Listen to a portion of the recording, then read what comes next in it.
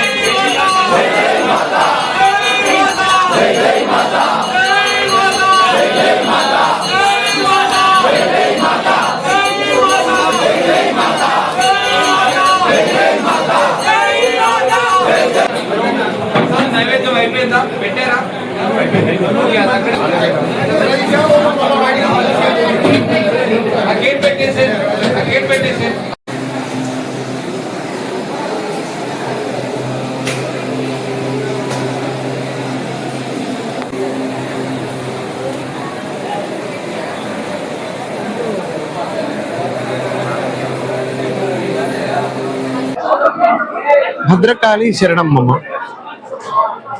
కాకతీయుల రాజధాని ఏకశిలా నగరంగా చరిత్ర ప్రసిద్ధిగాంచిన వరంగల్ మహానగరంలో దర్శింపవచ్చిన భక్తుల పాలిట కోరిన కోర్కెలకు కొంగు బంగారముతో ఈ లోకాన్ని తన కరుణారస వీక్షణంతో అనుగ్రహిస్తున్న భద్రకాళి అమ్మవారి సన్నిధానంలో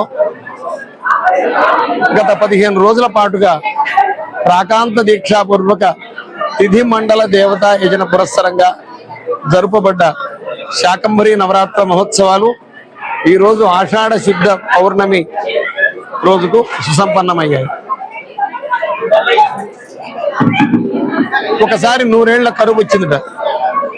మునులంతా అమ్మవారిని ప్రార్థిస్తారు. అమ్మవారు ప్రసన్నమవుతుంది. ఆమె శరీరం నుండి వచ్చిన పలు విధములైన శాఖములు అన్నపానామృత ఫలములు ప్రజల అన్నార్తిని దాహార్తిని తీర్చాయి. ఆమె కంటి నుండి స్రవించిన జలధారలు భూమండలంలోని నదీ నదాలు హృదాలు అన్ని జలకళతో నిండిపోయాయి. అప్పటి నుంచి ఆమెను శాకంబరి అన్నారు. శాకంబరీం స్తుబంధ్యాయం జపం సంపూజయన్నమన్ అక్షయ్యం అచ్యుతే శీఘ్రం అన్నపానామృతం ఫలం. శాకంబరిని ఎవరైతే ఆరాధిస్తారో జపిస్తారో అన్నపానామృత ఫలములు అక్షయ్యంగా సంప్రాప్తమవుతాయి. మరి ఈ గ్రీష్మ ఋతువులోనే ఎందుకు ఈ ఉత్సవం చేయాలంటే నాట్లు జరిగి విత్తులు విత్తే సమయం ఇది. అతివృష్టి అనావృష్టిల వల్ల పంటలకు నష్టం కలగకుండా సస్య రక్షణ జరిగి సకల సస్యాభివృద్ధితో దేశం సుభిక్షం కావాలని ఈ నెలలో అమ్మవారికి జరిపే 4 నవరాత్రులలో మాఘ నవరాత్రులలో మన ఆషాఢ నవరాత్రులలో ఈ శాకంబరి ఉత్సవాన్ని నిర్వహిస్తారు. అయితే చూస్తున్నాం ఈసారి ఎల్లినో